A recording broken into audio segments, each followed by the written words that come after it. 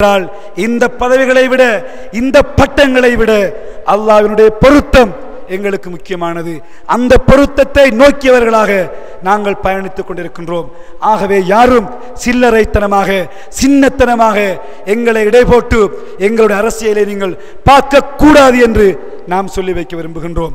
ஜனாதிபதியோடு நெருக்கமாக இருக்கிறோம், அதை விமர்சிக்கின்றார்கள். அன்புக்குரிய சகோதரர்களே, நெருக்கம் இல்லாமல் எவ்வாறு செயற்பட முடியும்? நெருக்கமாக இருக்கின்ற போதுதான் இந்த நாட்டு முஸ்லிம்களுக்கு செய்ய முடியும். நாங்கள் நெருக்கமாக இருக்கின்ற போதுதான் எதை சொன்னாலும் ஜனாதிபதி நம்பிக்கையோடு செய்கின்றார். கடந்த வாரம் உண்மையிலேயே ஒரு அமைச்சரை பதிலமைச்சராக போடுவதில்லை, இன்னொரு பிரதி அமைச்சரை தான் பதிலமைச்சராக போடுவார்கள். ஜனாதிபதி என்னை தான் பதிலமைச்சராக நியமித்தார். அது நம்பிக்கை தான். அன்புக்குரிய சகோதரர்களே, எங்களுடைய மறைந்த மாபெரும் தலைவர் அஷ்ரப் சார் அவர்களை நான் நினைவு கூற வேண்டும்.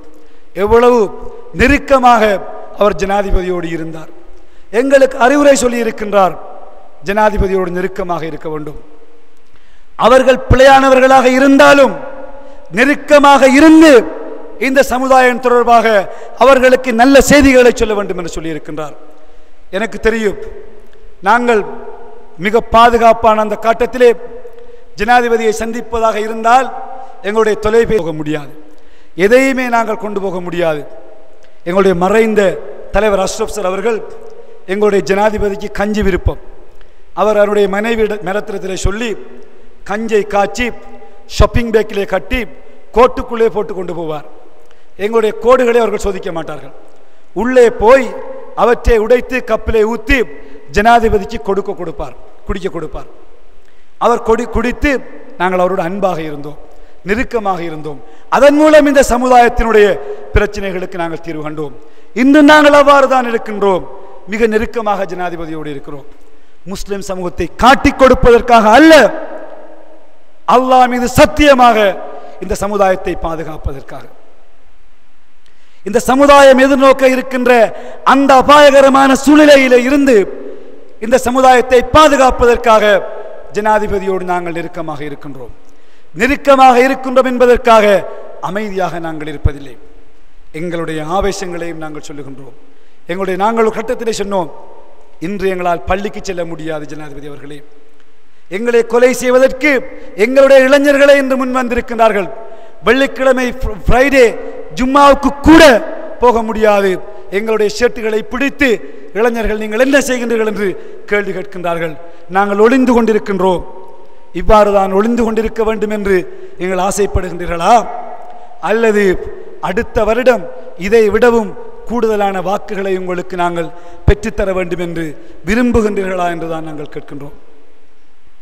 சிலர் நினைக்கின்றார்கள், மஹிந்த ராஜபக்ச மாறிவிட்டால் புதுபலசே நின்றுவிடும் என்று. அப்படி அல்ல.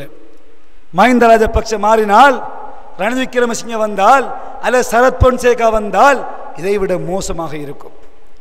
மிக தெளிவாக நாங்கள் விளங்கி கொள்ள வேண்டும். இது அரசியல் கண்ணோட்டத்திலே இங்கு மாத்திரமல்ல, சர்வதேச ரீதியில் ஏற்பட்டிருக்கின்ற ஒரு மாற்றம். மிகவும் அமைதியான ஒரு மிகவும் செல்வம் கொளித்த ஒரு ஈராக் இன்று யுத்தகலமாக மாறியிருக்கின்றது.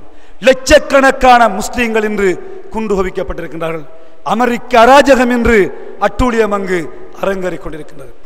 இவ்வாறு ஒவ்வொரு நாட்டிலும், நைஜீரியாவிலே அமைதியான ஒரு நாட்டிலே அமெரிக்காவை அங்கு குழப்பிக் கொண்டிருக்கின்றது. ஒவ்வொரு முஸ்லிம் நாடுகளிலும் குழப்பங்களை ஏற்படுத்தி முஸ்லிம் சமுதாயத்தை அழிப்பதற்கு இன்று செயற்பட்டுக் கொண்டிருக்கிற சூழ்நிலையிலே தான் நாங்களும் வாழ்ந்து கொண்டிருக்கின்றோம். மிகவும் நிதானமாக நாங்கள் சிந்திக்க வேண்டும். ஆகவே இந்த சமூகம் பிழையான சிந்தனைகள், பிழையான வழிகளின் பால் வழிநடத்தப்படக்கூடாது. நாங்கள் சொல்லுகின்ற ஒவ்வொரு பொய் குற்றச்சாட்டுகளுக்கும், ஒவ்வொரு இட்டுக்கட்டுகளுக்கும், ஒவ்வொரு குற்ற சுமத்துக்களுக்கும் நாளை மறுமையிலே அல்லாஹ்விடத்திலே மறுமொழி சொல்லியாக வேண்டும் என்கின்ற அந்த உணர்வோடு இந்த சமுதாயம் செயற்பட வேண்டும். இன்ஷா அல்லாஹ் இந்த சமுதாயம் எதிர்காலத்திலே வாழ்ந்து பாதுகாப்போடு வாழ்வதற்கான சூழ்நிலைகளை உருவாக்குகின்ற சமூகமாக நம் எல்லோரையும் அல்லாஹு தஆலா மாற்றியமைக்க வேண்டும், வழிகாட்ட வேண்டும், சக்தியையும் பலத்தையும் தர வேண்டும் என்று எல்லாம் வல்ல அல்லாஹ்வை பிரார்த்தித்தவனாக உங்கள் எல்லோருக்கும் எங்களுடைய மனமார்ந்த நன்றிகளை கூறி விடைபெறுகிறோம். வாஹிர் தவானா அல்ஹம்துலில்லாஹி ரப்பில் ஆலமீன். வஸ்ஸலாம்.